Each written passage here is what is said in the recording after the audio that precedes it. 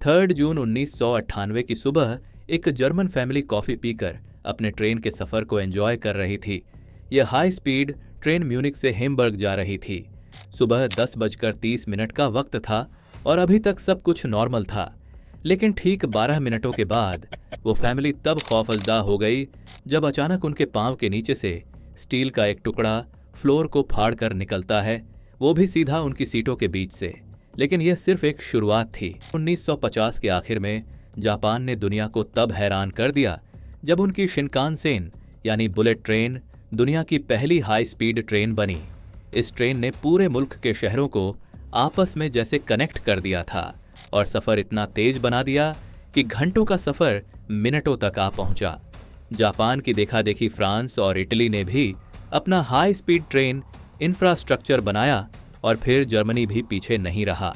Germany ने अपना खुद का हाई स्पीड ट्रेन प्रोजेक्ट शुरू किया जिसका नाम रखा गया ICA यानी intercity express.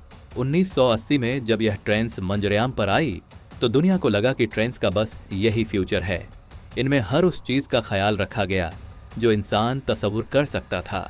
Aerodynamic design, modern computer टर्स का इस्तेमाल और बेमिसाल आरामदेह सफर, सब कुछ परफेक्ट लग रहा था। लेकिन हर परफेक्ट सिस्टम के अंदर एक छुपी हुई कमजोरी जरूर होती है और आइस ट्रेन्स की कमजोरी थी उनके व्हील्स। आइस जनरेशन 1 ट्रेन्स के व्हील्स शुरुआत में मोनोब्लॉक डिजाइन में बने थे, यानी पूरा व्हील एक सॉलिड 1 पीस स्टील में बना था जो कि मजबूत, सस्ता और रिलायबल होता था। पर इस मोनोब्लॉक व्हील में एक मसला नोटिस किया गया। कुछ सालों बाद पैसेंजर्स शिकायत करने लगे कि जब ट्रेन हाई स्पीड पर चलती है तो उसमें एक अजीब सी वाइब्रेशन होती है। बूफे कार जहां फूड सर्व किया जाता है वहां पड़े ग्लासेस, चमचे कांटे वाइब्रेशन की वजह से आवाज करने लगते थे। यह वाइब्रेशंस और आवाजें सफर को काफी अनप्लेजेंट बना रही थी और फिर आखिरकार जब इंजीनियर्स ने चेक किया तो मसला व्हील्स के अंदर था। मोनोब्लॉक व्हील्स बेशक 1 पीस में बने थे और व्हील्स हर साइड से इक्वली बैलेंस्ड भी थे, लेकिन अगर किसी एक साइड पर 5 ग्राम का वजन भी बढ़ेगा तो हाई RPM पर यह एक्स्ट्रा वेट का डिफरेंस व्हील में वाइब्रेशन पैदा करेगा। और असल में हो भी कुछ ऐसा ही रहा था। हाई स्पीड पर चलने की वजह से फ्रिक्शन ने मोनोब्लॉक व्हील्स की कुछ साइड्स को अनइक्वली घिसा दिया था जिससे व्हील का बैलेंस बिगड़ गया।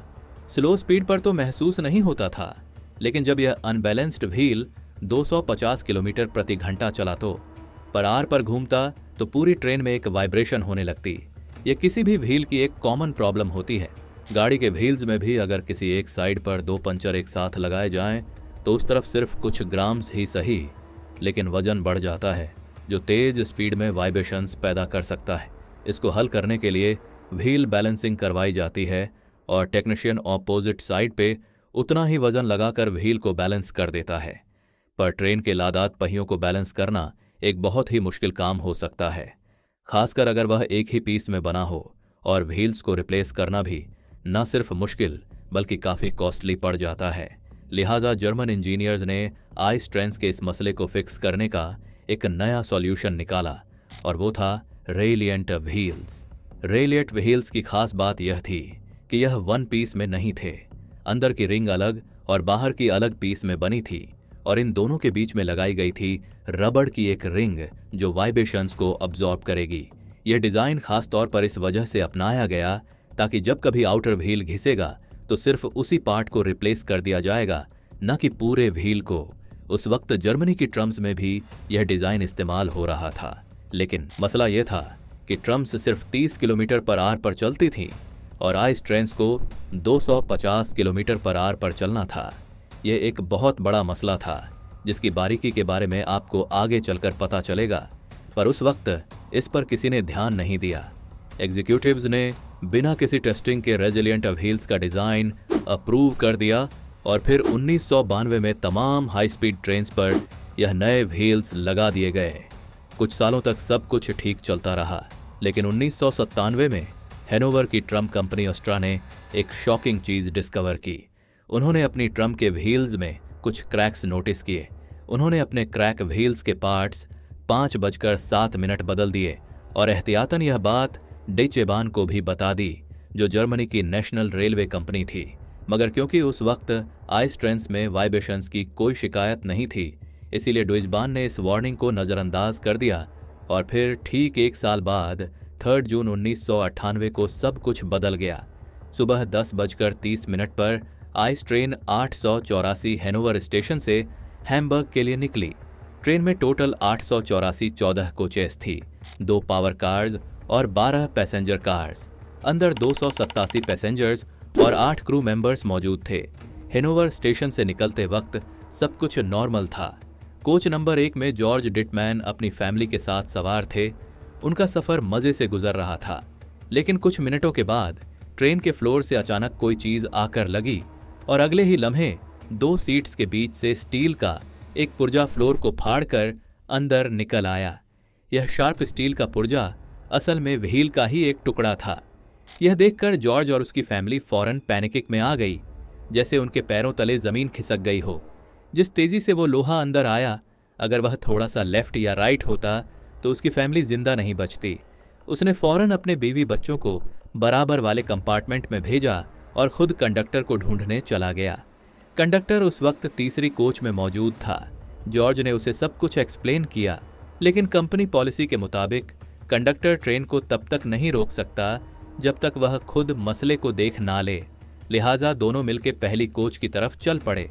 ट्रेन अब भी 200 किलोमीटर प्रति घंटा पर आवर से दौड़ रही थी और अब आहिस्ता आहिस्ता इसमें वाइब्रेशंस बढ़ रही थीं। जब तक कंडक्टर और जॉर्ज पहली कोच के पास पहुंचे, ट्रेन 3 किलोमीटर प्रति घंटा पर थी, आगे निकल चुकी थी और अब वो एक डेंजरस सेक्शन से गुजरने वाली थी, जहां ट्रैक्स स्प्लिट होते हैं। टूटे हुए व्हील का टुकड़ा अब भी ट्रेन के नीचे लटका पटरी से खिसता हुआ जा रहा था। जब ट्रेन ने पहला सेक्शन पॉइंट क्रॉस किया, वो टायर नीचे गिरकर ट्रैक के लिवर से टकरा गया और उस मोमेंट पर एक खतरनाक चीज हुई। ट्रैक स्विच चेंज हो गया। अब ट्रेन का पहला और दूसरा कोच एक ट्रैक पर था, लेकिन तीसरा कोच दूसरे ट्रैक पर चला गया, यानी फ्रंट और रियर होगी अलग अलग डायरेक्शंस में। ट्रेन की बॉडी ट्विस्ट हो गई और कोच नंबर 3 सीधा एक ब्रिज के कंक्रीट पिलर से टकरा गई। इस खौफनाक तसादम ने ब्रिज का आधा हिस्सा तोड़ दिया। कोच नंबर 4 ने कोलैप्स होते हुए ब्रिज को तो अवॉइड कर लिया, लेकिन एम्बैंकमेंट से टकरा गई और 3 रेलवे वर्कर्स उसी वक्त कुचले गए। कोच नंबर 5 और 6 गिरते हुए ब्रिज के 300 टन कंक्रीट के नीचे दब गई। उन दोनों कोचेस की हाइट बाद में सिर्फ 6 इंच बच गई। जी हां, सिर्फ 6 इंच। पीछे से आने वाली बाकी कोचेस 7, 8, 9 और 10 फुल स्पीड पर एक दूसरे से टकराती गई और किसी कागज की तरह फोल्ड होती गई।